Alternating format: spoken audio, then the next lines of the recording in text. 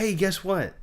It's Thursday. And you know what time that means for Thursday? That means it's time for embarrassing stories. We all have them, even if you keep them in a box somewhere where you hope no one ever finds them, deep inside your closet where no one will ever suspect you have them. Everyone's got an embarrassing story.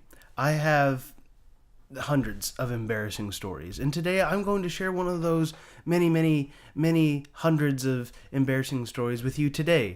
And this one I call the mushroom incident. Don't get it confused. It's not those kind of mushrooms. I didn't go crazy and turn into a hippie or anything like that. But this all started when I was in third grade. Now, third grade Andy was very short, very skinny, and smaller than everybody else in the entire world, apparently. And I was a pretty easy target for people.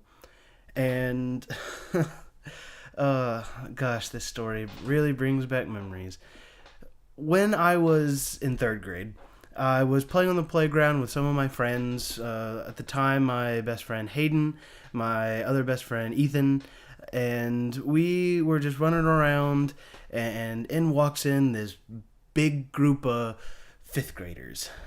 At the time, when you're in intermediate school, fifth graders are the big dog. They're the alphas. You don't mess with fifth graders. Doesn't matter if you're a third grader who's 6 foot tall. You don't mess with fifth graders.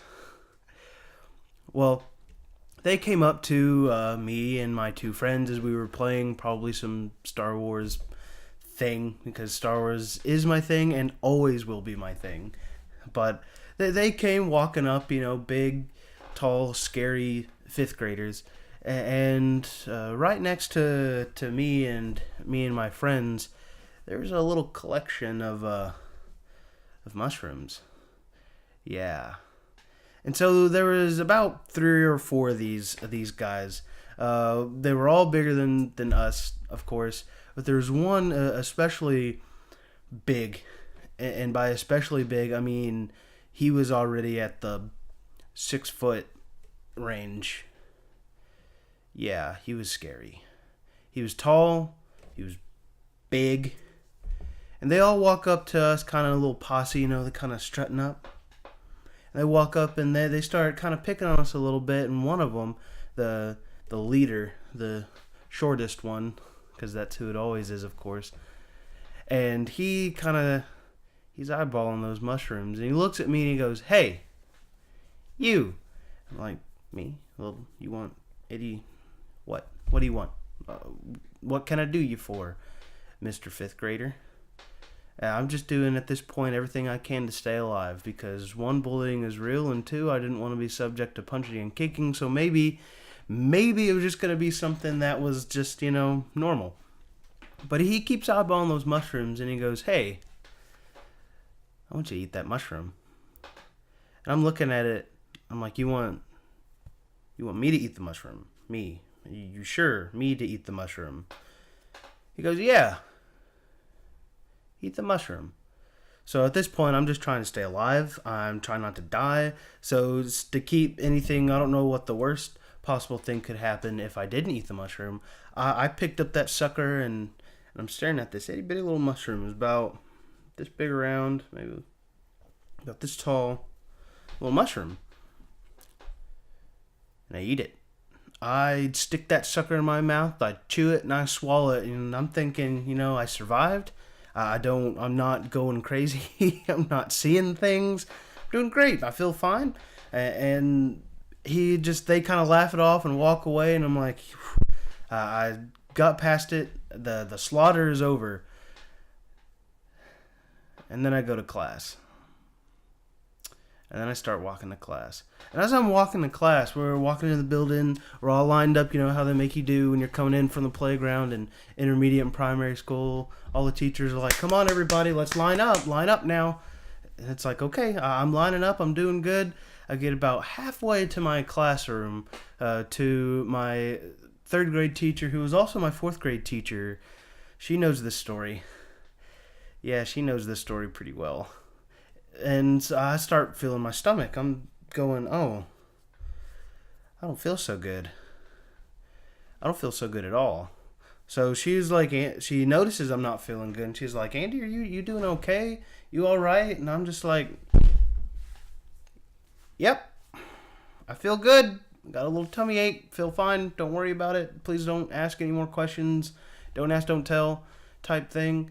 Well, she keeps pressing and pushing forward, and she goes, Andy, you're really not looking good. Are you sure you're okay? And without naming any names, because again, I wanted to save myself from future bullying, I just go, in mushroom. What was that? She goes, I ate a mushroom playing around. You're gonna have to speak up, Annie. I don't know what you're talking about. I ate a mushroom on the playground. And then it starts to really kick in. My stomach starts getting all gurgly and stuff, and it's like, oh yeah, it's happening. Here it goes. I ate a toadstool mushroom on the playground. I just poisoned myself. I'm gonna die. I'm dead. But luckily for me, my mom worked at the same school. she worked she worked at the same school that this happened at the intermediate school. She worked in the library. And she's like, well, let's go talk to your mom, okay? And I'm just like, do we have to? Please? And I'm trying to brush it off like I'm fine. I'm just kind of still holding my stomach, and I'm still trying to pass it off that everything's okay, that I'm perfectly fine. Nothing's wrong with me at all. And I continue to look more paler, more pale. And finally, my mom gets involved. And Miss Hartley, she just kind of goes, you want to tell your mom what you told me? Kind of like, no.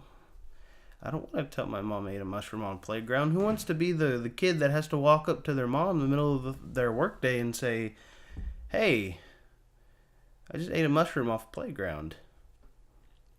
Yeah.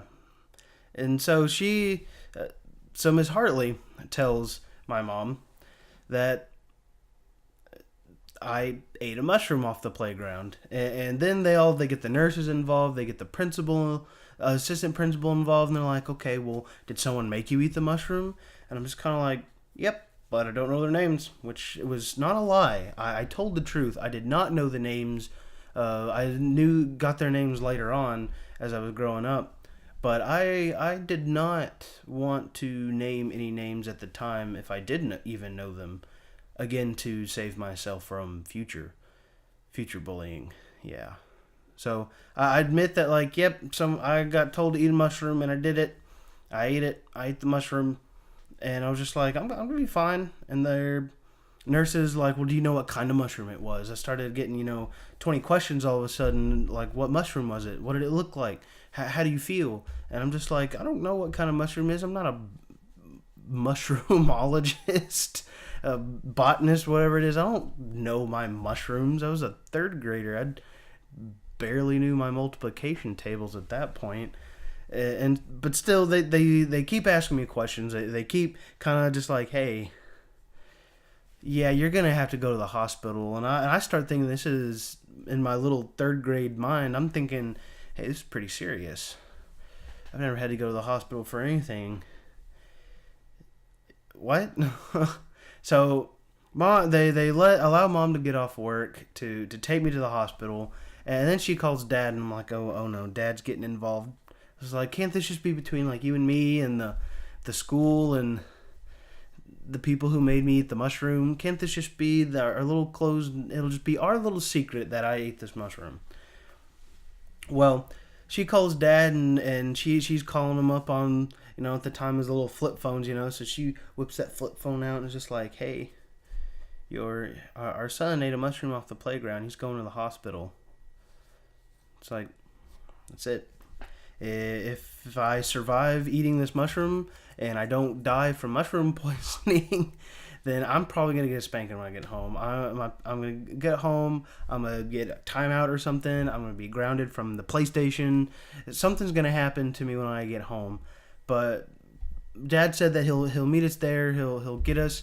Actually, I think he took us to. He got off work, came to the school, and picked me and Mom up and took us to the hospital. And they keep asking me, both my parents, Andy, are you okay? Andy, or do you feel all right? Or what's going on?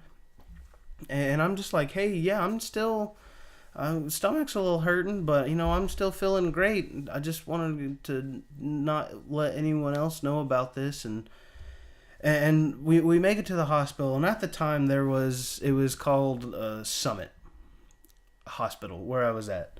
It's now, I don't even know what it is anymore, but it's under a different name. But it was previously called Summit.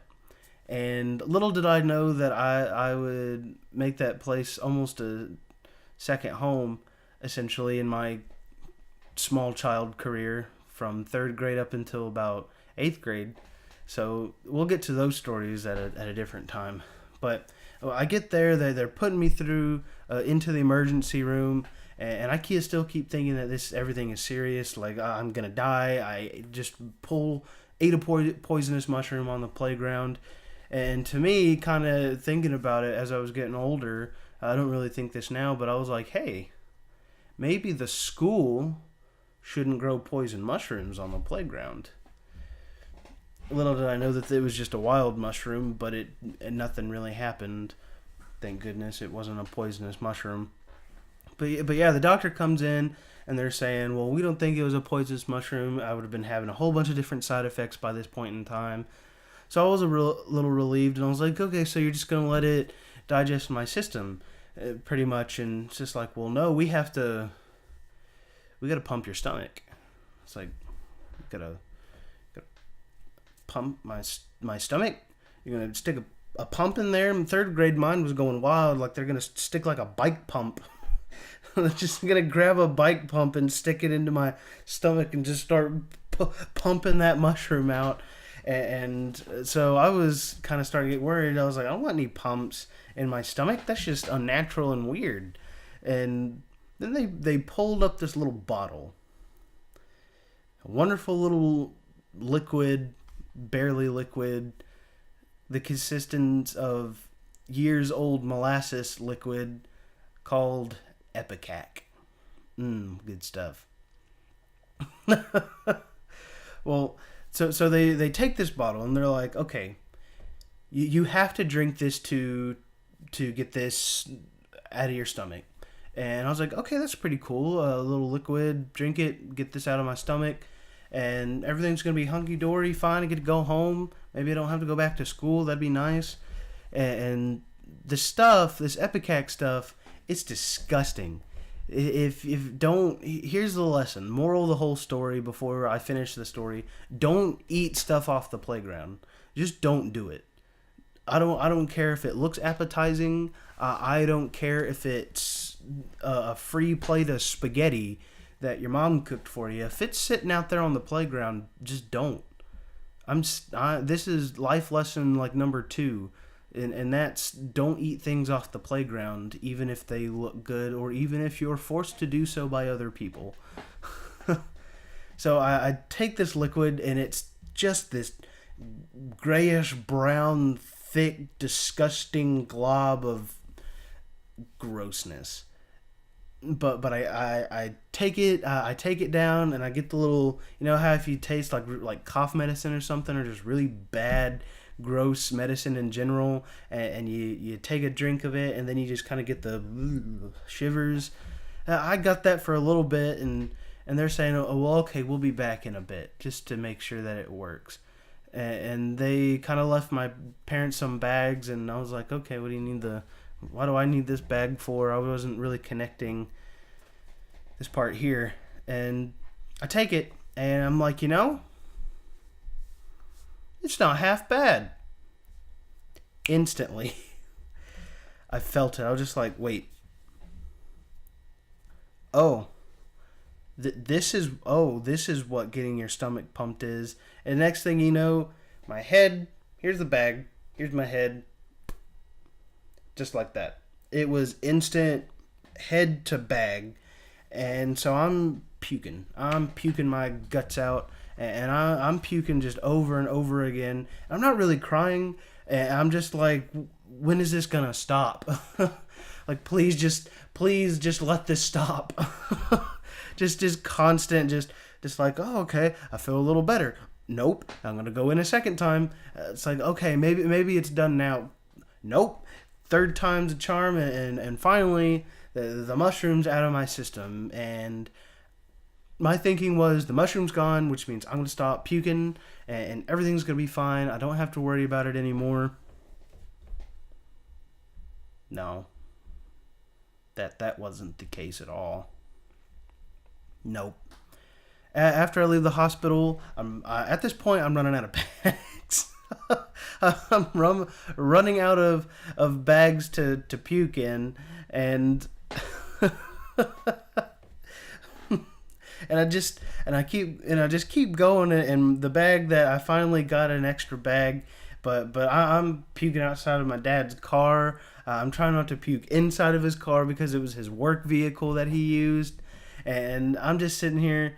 The long ride home. The hospital wasn't that far from my house. It was maybe 10 to 15 minutes from my house, but it felt like the longest ride ever. And by the time that we're getting there, getting close to my house was also by the intermediate school that I went to. So they're coming up on it, and I thought they were just going to go forward. And at first I was thinking, I'm puking my guts out, and they're going to make me go back to school. But they turned, and I was just I kind of breathed a sigh of relief because I was like, I don't want all those kids, all my friends to see me just puking my guts out in the middle of class. And so I essentially got a free day off from school. I didn't have to worry about going to school that day, even though I spent the next what seemed like 24 hours, a whole day, just puking. But I got a free bottle of ginger ale, if that's a consolation prize. Actually, no, I got two good things. I got a free bottle of ginger ale, and I didn't have to go back to school. So you know what? I guess it all really works out.